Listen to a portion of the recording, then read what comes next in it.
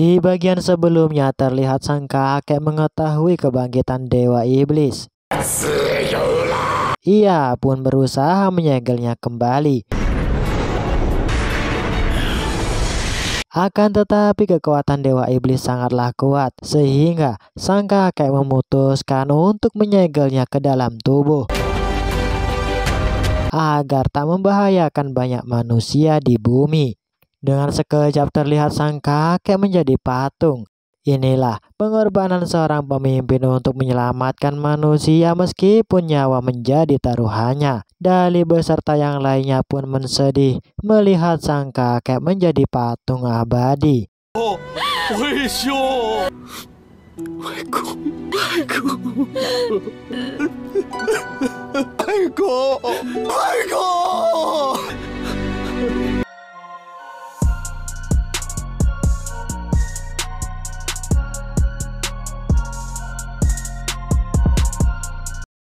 Sedangkan di sisi lain terlihat penjaga Ayan berhasil keluar dari gua kuno Wanfu.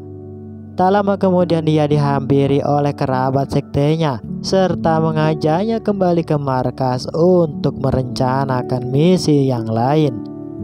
Di tempat tetua Raja Hantu, Master Gui menyesali akan kegagalan misi mendapatkan kekuatan Dewa Iblis serta buku langit.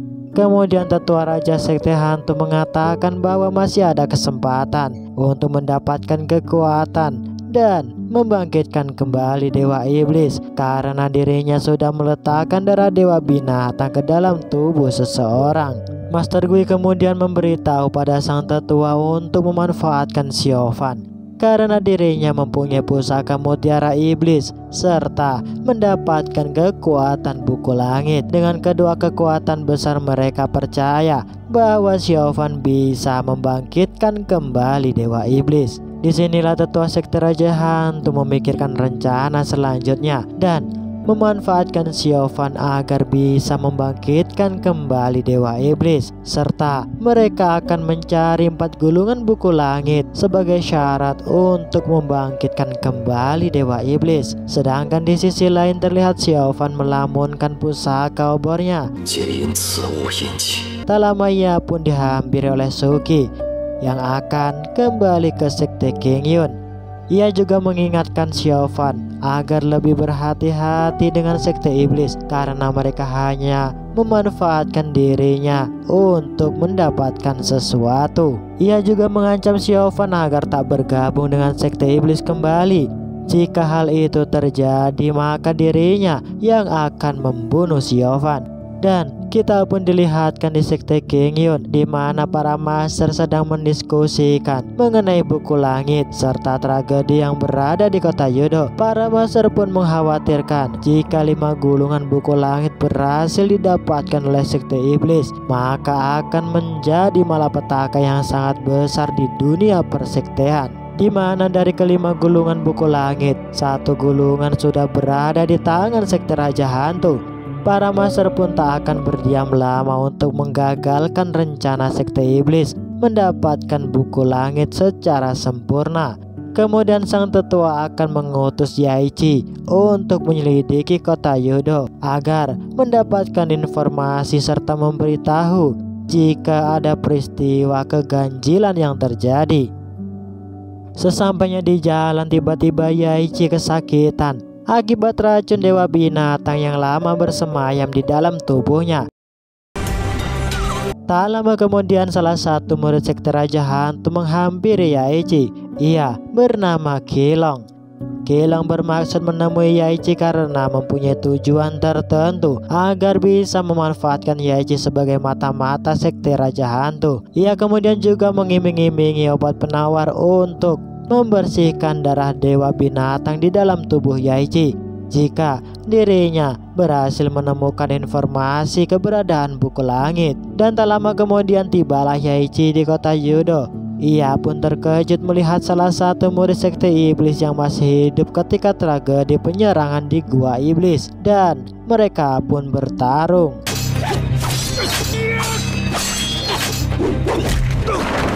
Tak lama kemudian Jingyu pun datang menghampiri Yaichi. Ia langsung mengajaknya ke dalam rumah sang kakek.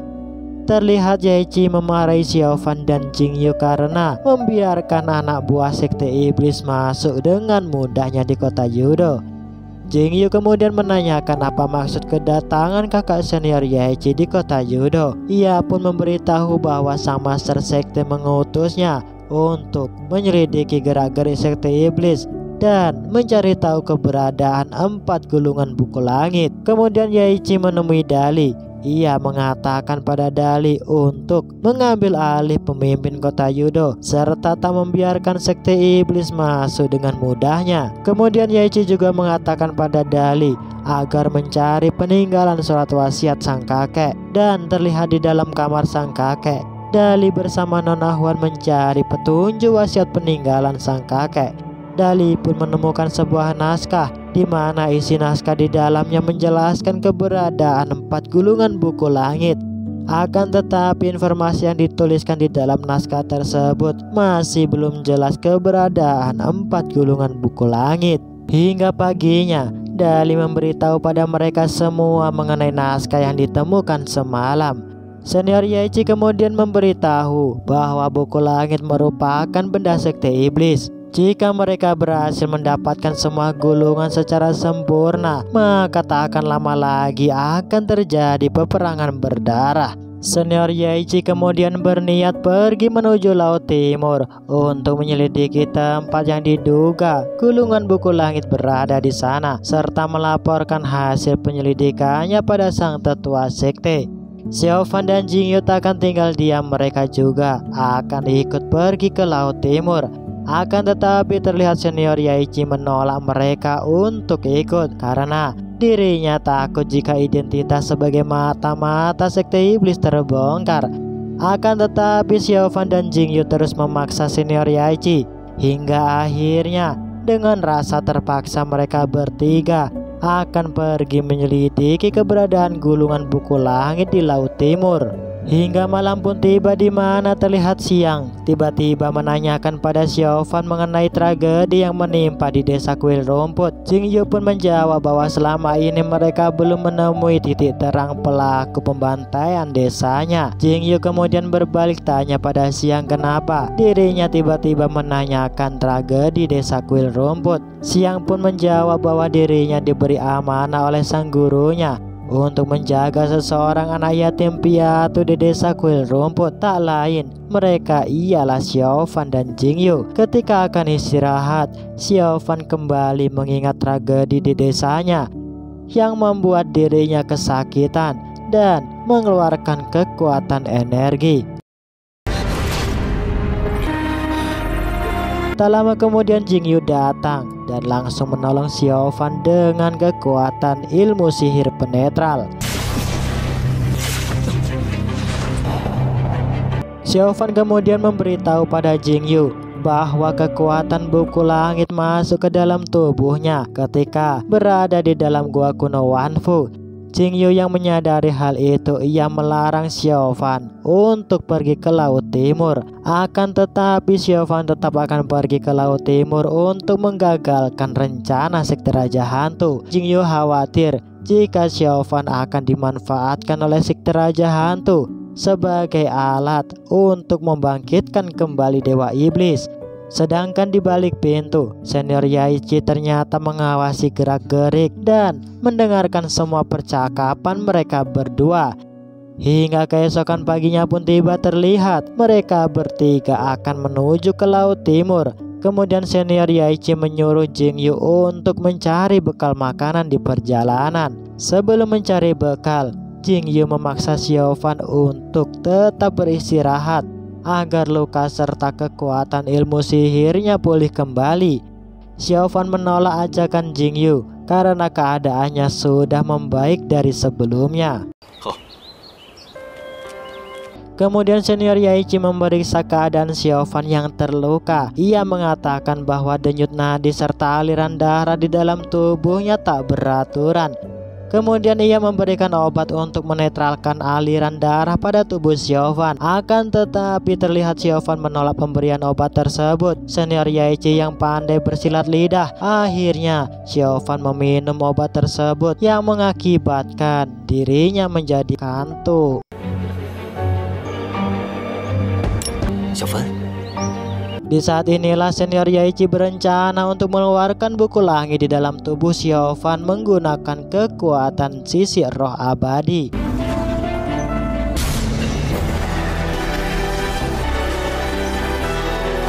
Akan tetapi rencananya gagal karena Jingyu tiba-tiba sudah kembali.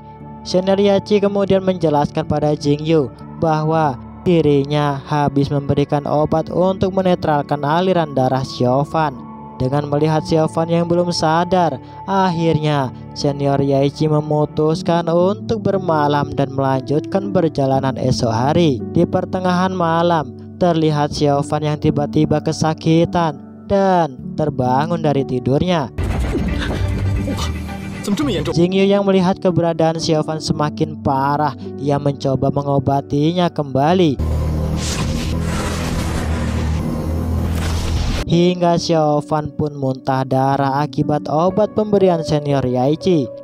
Sedangkan di sisi lain, Biao menyadari bahwa lonceng emasnya tiba-tiba mengeluarkan bunyi, di mana lonceng tersebut merindukan darah, tak lain ialah Xiaofan. Karena merasa khawatir akan keadaan Xiaofan, Biao berniat untuk mencarinya. Ketika akan pergi, Biao dihentikan oleh sang ayah, yang kemudian sang tetua Raja Hantu mengatakan untuk mempengaruhi Xiaofan agar ia masuk ke dalam sekte iblis. Sang ayah juga mengatakan bahwa takdir Xiaofan ialah menggantikan tetua hati hitam, karena Xiaofan berhasil menyerap kekuatan buku langit dan pemilik pusaka obor mutiara sekte iblis. Biao yang mengetahui keinginan sang ayah, ia mengatakan bahwa Xiaofan tak akan mau bergabung dengan sektenya dengan mudah. Sedangkan di tempat lain terlihat Xiaofan dibawa di sebuah rumah tua agar beristirahat serta memulihkan lukanya. Hingga pagi harinya pun tiba, di mana sang senior meminta tolong kepada Jingyu untuk mencari tabib karena Xiaofan sampai saat ini belum sadarkan diri. Senior Yaiji memberitahu bahwa di sebelah barat lembah gunung terdapat seorang tabib dewa yang kemungkinan bisa memulihkan luka Xiaofan. Dengan perasaan yang cemas, Jingyu pun pergi mencari tabib dewa di lembah gunung. Tak lama kemudian tibalah Jingyu di kediaman tabib dewa. Akan tetapi keberadaan Jingyu dianggap mengganggu dirinya. Sang tabib pun mengeluarkan ilmu sihirnya untuk menyerang Jingyu.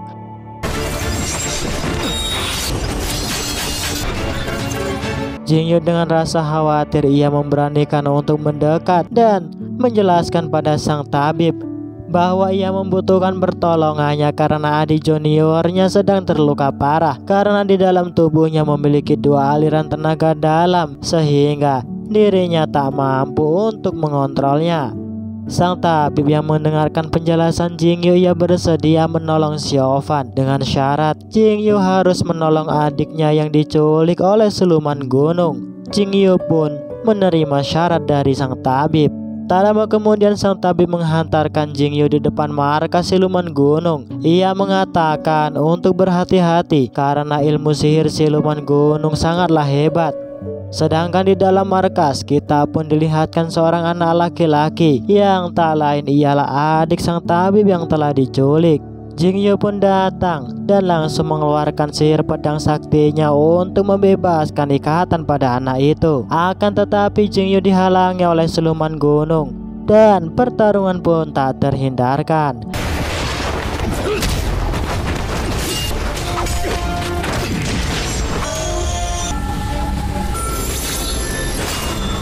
Pertarungan mereka terlihat imbang, yang kemudian sang tabib memanfaatkan kesempatan untuk menolong adiknya dan membawanya kabur. Jingyu yang menyadari ia juga langsung kabur mengejar pembohong yang mengaku dirinya sebagai tabib dewa. Ternyata mereka berdua ialah siluman rubah gunung, sedangkan sang kakek tua yang Jingyu serang ialah master sekte Tianyin. Karena identitas mereka sudah diketahui, kita panggil mereka Si Chai dan Mo Chai. Sedangkan di tempat lain, lagi-lagi sang senior Yaiji berusaha mengeluarkan buku langit di dalam tubuh Xiaofan. Akan tetapi dirinya tak mampu mengeluarkan buku langit di dalam tubuh Xiaofan. yang menjadikan dirinya berubah wujud menjadi monster penghisap darah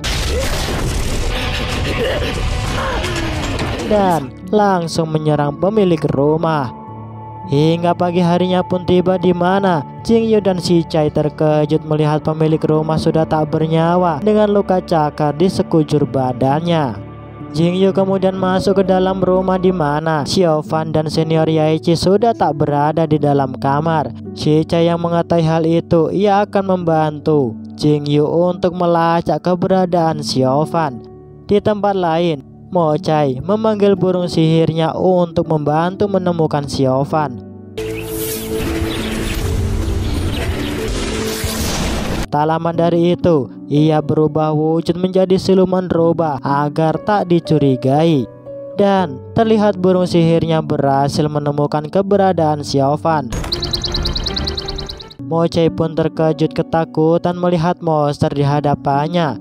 Mo Chai kemudian dikejar oleh sang monster penghisap darah yang akan memangsanya. Di saat bersamaan, Jingyu dan Si Chai berhasil menemukan Xiaofan, sedangkan Mo Chai masih berusaha untuk lolos dari kejaran sang monster. Secara tiba-tiba, burung sihir Mo Chai pun datang membantu dirinya. Melihat sang monster yang kewalahan, ia pun memanfaatkan situasi untuk berhasil kabur.